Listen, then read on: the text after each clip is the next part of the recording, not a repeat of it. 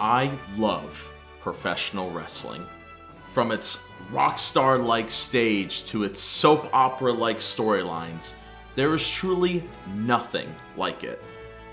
You would think something so overdramatic and entertaining would be perfect for Hollywood films, but that really hasn't been the case. You have comedies like Nacho Libre and Ready to Rumble that use wrestling to make slapstick comedy. And then you have an Academy Award nominated film, The Wrestler, that released in 2008. More on that film later. But today I wanted to specifically talk about a movie that came out over the holidays, The Iron Claw.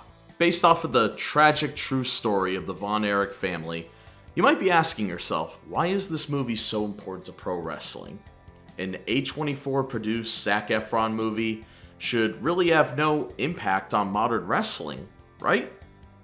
Well, let's look at the last wrestling drama first, The Wrestler.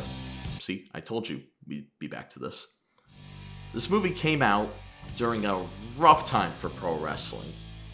WWE, the biggest pro wrestling company in the country, was going through multiple tragic moments and controversies of their own. Immediately after that, The Wrestler releases, and you can argue that it shows a very negative look on a pro wrestler's career and what happens to some of them as they get older. WWE tried to still capitalize on it by having the star of the movie make an appearance at their biggest show of the year, WrestleMania. But big changes were happening at the company. The TV rating became PG and focused on a more family-friendly show. Fans called this the PG era and wasn't looked at very positively from some. You could go back on YouTube around that time and find endless rant videos about the state of the company. Over a decade later, things are starting to change. Former WWE superstar Triple H started to climb the ranks and gain more power behind the scenes, and started NXT, a developmental show for WWE that had excellent wrestling and some of the best matches you will ever see. Eventually, in 2022, Triple H moved up to become the head of creative for both Raw and SmackDown, WWE's top two main shows.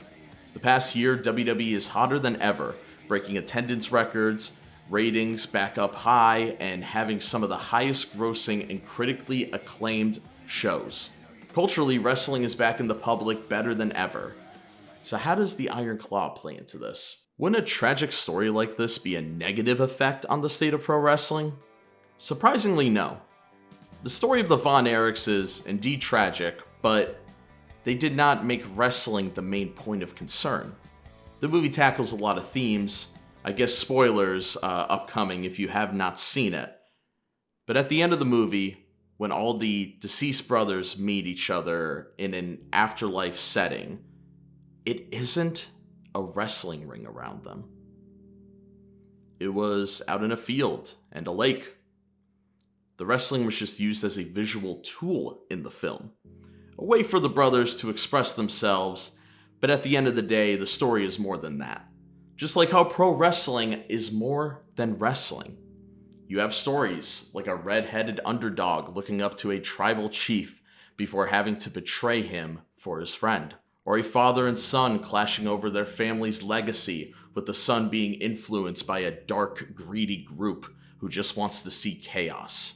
I didn't need to use the word wrestling in any of that. The Iron Claw gets it. Wrestling works when wrestling doesn't have to be wrestling. That was a mouthful, but trust me, it works. But those have been my thoughts about The Iron Claw. As someone who not only loves wrestling, but film in general, this was a great watch, and I highly recommend the film to anyone, not just wrestling marks like myself. Subscribe to Shockwave Sports for wrestling and story content.